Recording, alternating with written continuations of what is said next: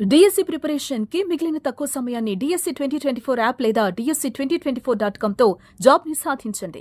Corona ఈ పేరు చెబితే ఇప్పటికీ వెన్నులో వణుకు పుడుతుంది. ఎందుకంటే అది సృష్టించిన మారణ హోమం ఇంకా కళ్ళ ముందు కదలాడుతూనే ఉంది. సొంత బంధువులు చనిపోయినా కనీసం చివరి చూపు చూడలేని పరిస్థితి.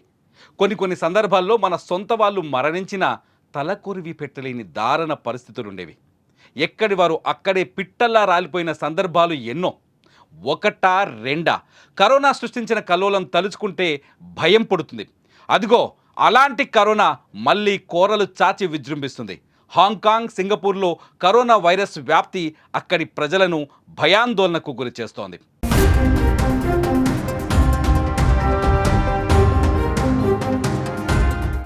ఆసియాలో మళ్ళీ కరోనా వేవ్ మొదలైంది. సూచనలు కనబడుతున్నాయి.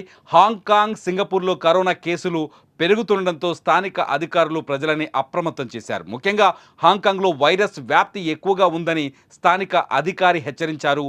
అలా ఆయన హెచ్చరించడానికి కారణం ఇటీవల శాంపిల్స్లో పాజిటివ్ కేసుల్లో వందల్లో తేలడమే. ఇకపోతే ఈ ఏడాది ఈ స్థాయిలో కోవిడ్ పాజిటివ్ రావటం ఇదే తొలిసారని చెబుతున్నారు.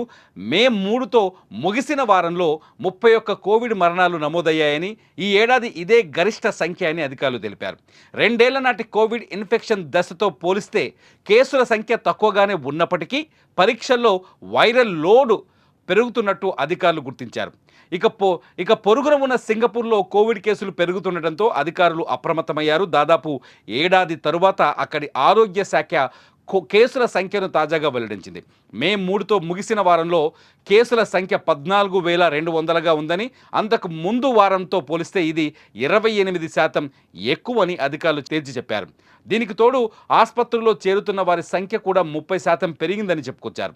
జనాభాలో తగ్గుతున్న ఇమ్యూనిటీ కారణంగా కేసుల సంఖ్య పెరుగుతూ ఉండొచ్చని అధికారులు అనుమానిస్తున్నారు.